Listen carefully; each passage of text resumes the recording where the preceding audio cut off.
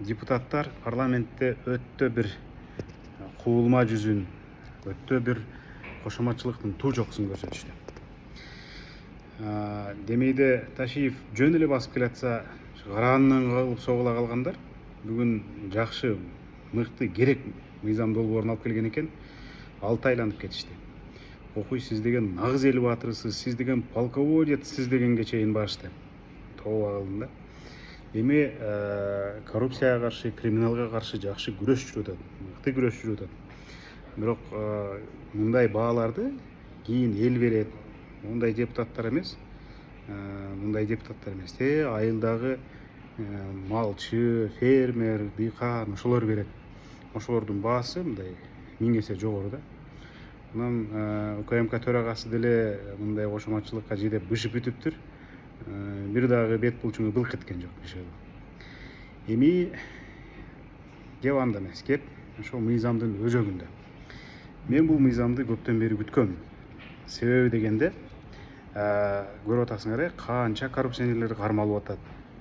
Бирок сотко келгенде эле күнөөсүн мойнуна алды демиш болуп эле биртке жанагындай акчалай айып менен сот залынан бошоп кетип атат. Мына ушул мыйзам ошондой коррупцияга шектелип кармалган адамдар, коррупционерлер айыбын мойнуна алса дагы сот залынан бошотулбай тургандай, эркиндикке чыкпай тургандай, кандайдыр бир нече жыл түрмөдө отура тургандай, урдаганын куса тургандай, андан сырткары эң негизгиси жакын тууган уругу өзү мамлекеттик кызматка жоготулбай тургандай мүмкүнчүлүктөрдү ачып атат. Мына ошондой мыйзам болуп атат. Бул өтө керек жана элге пайдалуу мыйзам.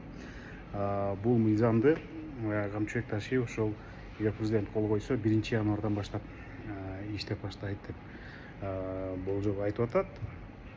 Анан тилекке каршы баягы мыйзам обратную силу не имеет деп коюшат. Мыйзам артка иштебейт. Ошол 1-январдан кийин шектелип кармалгандар ошол мыйзамга ылайык жазасын алыш керек. Эми бул да болсо, буга да болсо каниет. Анткени жок болчу да ушундай мыйзамыбыз. Ошондой мыйзамыбыз жок болгон үчүн сотторго келгенде эле жанагынтип битке тыйын төлөп эле штраф менен бошонуп кетчү. Балким соттор акчалай койду, же балким башкалар акчалды бышыл. Чоң күмөн болуп эле, мындай жаман көрүп эле, сөгүп эле жатып калчубуз да. Эми андай болбойт. Бул мыйзам ага жол бербейт. Бул ошонусу менен эң мыкты коррупционерди анык кан кустура турган мыйзам долбоор да. Эми бул өтөт албетте. Бул мыйзам жокто ошол Ташиев статистиканы келтирди. Кармалгандардын 80% ушундай айып менен бошоп кетип аткан экен да. Бул өтө өкүнүчтүү нерсе. Демек, муну оңдоот алдыда мыйзам өтөт. Мыйзам өткөнү менен эле өзү эле иштей бербейт. Жалгыз эле мамлекеттик органдардын алы жетпейт. Үстөлү бир муштап сүрүн көрсөтүп, каарын төккөн менен Ташиевдин дагы алы жетпейт. Буга баардыгыбыз жапа-тырмак кол кабыш кылышыбыз керек. Себеби дегенде, коррупция бир эле адам тарабынан жасалбайт да. Коррупцияны бир адам, анын жакындары, үй бүлөсү, ошол табакташтары кошо жасайт. Ошон үчүн жанагы үй бүлө жакындары дагы жазаланат деп атпайбы? Жанагы депутаттарга жиним келип аткан ушудан да тим эле коррупцияга каршы күрөшкөр болуп кетишет да. Керек болсо ошол жерде отургандардан баштамакмын мен, мыйзам өтүп калсачы.